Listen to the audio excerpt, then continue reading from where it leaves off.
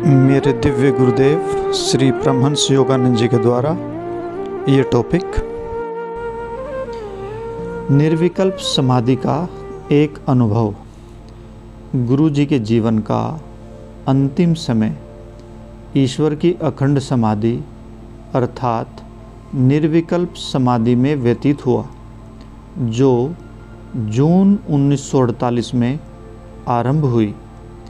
जिस समय उन्होंने इस अवस्था में प्रवेश किया था तो मुझे तथा कुछ अन्य भक्तों को वहाँ उपस्थित होने का सौभाग्य प्राप्त हुआ। यह प्रवचन श्री दया माता जी के द्वारा। वो बताती हैं, लगभग संध्या का समय था, शाम का समय था, और उन्होंने हमें अपने कमरे में आने के लिए कहा। वे एक बड़ी कुर्सी पर बैठे हुए थे और बस आम खाना शुरू करने ही वाले थे। अचानक उनका मन अंतर्मुखी हो परम आनंद में विलीन हो गया। वे रात भर समाधि में रहे। इसका प्रत्यक्षदर्शी होना एक अद्भुत और रूपांतरण करने वाला अनुभव था। हालांकि हमने उन्हें पहले भी समाधि में देखा था, परंतु इस विशेष अनुभव के दौरान एक महान चमत्कार घटित हुआ। गुरुदेव ने जगत माता से प्रश्न किए और फिर जगत माता ने उत्तर देने के लिए गुरुदेव की ही वाणी का प्रयोग किया। उस समय जगत माता ने गुरु जी की वाणी के माध्यम से विश्व की घटनाओं और सेल्फ रियलाइजेशन और योगदा सत्संग के संदेश के प्रसार संबंधी जो भविष्यवाणियाँ की थी, उनमें से कई तब से लेकर अब तक की अवधि में पूरी हो चुकी हैं। मैं प्राय संशय आत्मा बन जाती थी, जो ईश्वर की विद्यमानता को स्पष्ट प्रमाण मांगती थी। उस रात सारे संदेह हमेशा के लिए समाप्त हो गए। समाधि परमानंद की वह अधिचेतन अवस्था है जिसमें योगी यह अनुभव करता है कि उसकी लघु आत्मा परमात्मा के साथ एक हो गई है। निर्विकल्प समाधि परम आनंद की सर्वोच्च अवस्था है, जो केवल अति उच्च कोटि के गुरुजन ही अनुभव कर पाते हैं। समाधि के निम्नतर स्तरों का यह लक्षण होता है कि इसमें शरीर को जड़वत और सम्मोहित सी अवस्था में बना रहना पड़ता है, परंतु निर्विकल्प समाधि में इसकी आवश्यकता नहीं है। परम आनंद की इस सर्वोच्च अवस्था में रहने वाला सद्गुरु अपने सभी कार्य करता रहता है, चाहे वे सामान्य कार्य हों अथवा जटिल, परंतु इसके कारण इसकी ईश्वर अनुभूति में बिल्कुल भी कमी नहीं आती। मेरी चेतना उस प्रियतम प्रभु के लिए प्रेम और व्याकुलता की अग्नि से धधक उठी, जिनकी वाणी हमने अपने पूज्य गुरुदेव परमहंस योगानंद जी के माध्यम से सुनी, जिनके प्रेम को हमने उनके द्वारा अनुभव किया।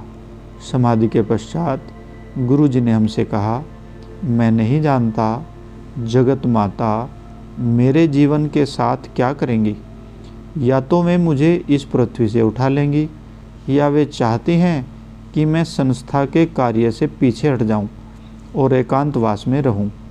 गुरुजी मरुभूमि में एक एकांत निवास में चले गए और तब से ही उन्होंने खुद को ध्यान एवं लेखन कार्य में समर्पित करते हुए अपना अधिकांश समय एकांतवास में ही बिताया।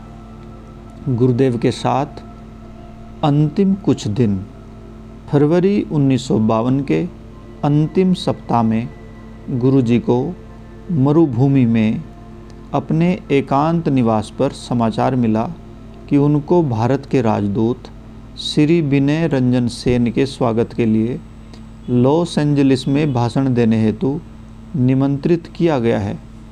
गुरुदेव 1 मार्च को लॉस एंजलिस स्थित हमारे मुख्यालय वापस आ गए।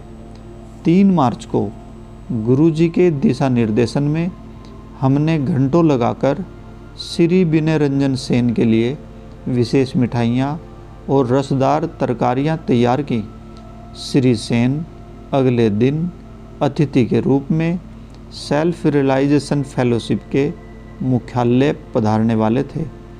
देर रात जब तैयारियां लगभग पूरी हो चुकी थी, पूज्य गुरुदेव ने मुझे अपने साथ नीचे हॉल में आने के लिए कहा। हॉल में लगे अपने गुरु स्वामी श्री युक्तेश्वर जी के चित्र के सामने वे रुक गए और उनकी बगल में बैठकर उन्होंने अत्यंत प्रेमपूर्ण भाव से उस महान आत्मा के लिए उद्गार व्यक्त किए जिसने ईश्वर की ओर उनका मार्गदर्शन किया था। फिर गुरुदेव ने मुझसे कहा, क्या तुम जानती हो कि केवल कुछ घंटों की ही बात है जब मैं इस देह को त्याग दूंगा, मैं शरीर को छोड़ दूंगा। दुख की इस भारी वेदना ने मेरे हृदय को भेद दिया। गुरुदेव द्वारा शीघ्र ही अपनी देह त्याग की बात कहे जाने के कुछ क्षणों बाद मैंने उनसे कहा, गुरुजी, आपके बिना हमारा क्या होगा? हमारे हृदय रूपी मुद्रिका के और अपनी संस्था के आप हीरा हैं। हीरे की सुंदरता के बिना इन सब का क्या मूल्य है?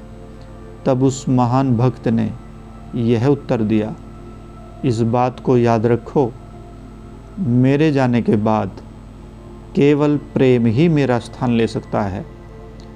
दिन रात ईश्वर के प्रेम में तल्लीन रहो और यही प्रेम सबको दो। इस प्रेम की कमी के कारण ही संसार दुखों से भर गया है।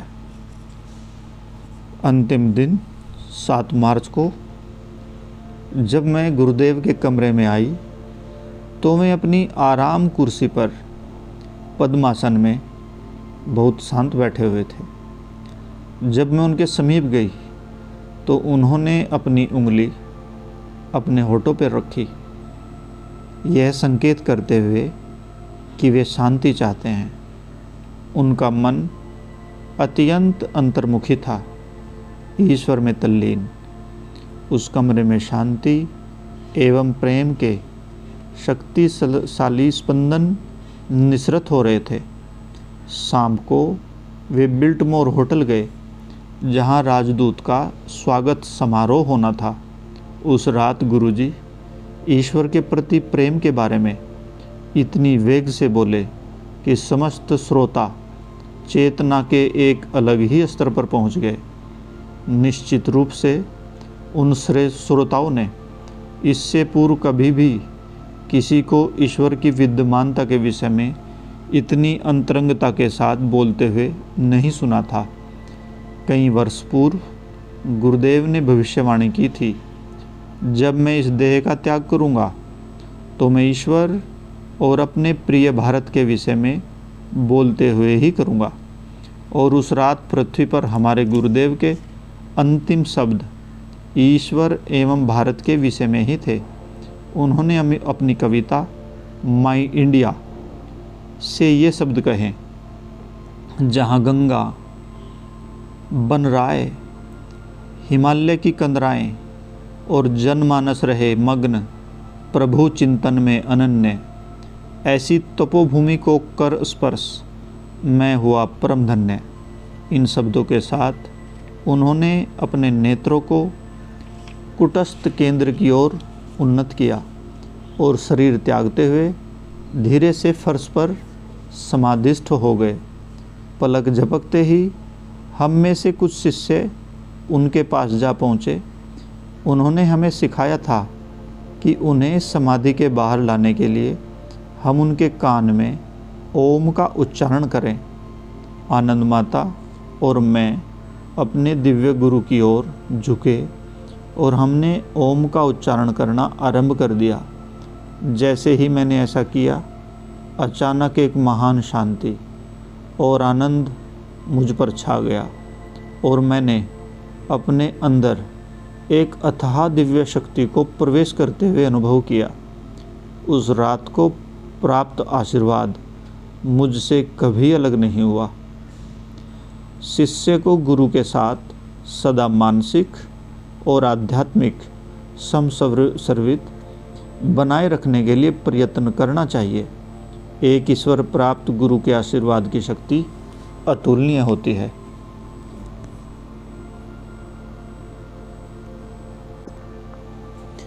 गुरु द्वारा प्रदत्त साधना का अनुसरण करें।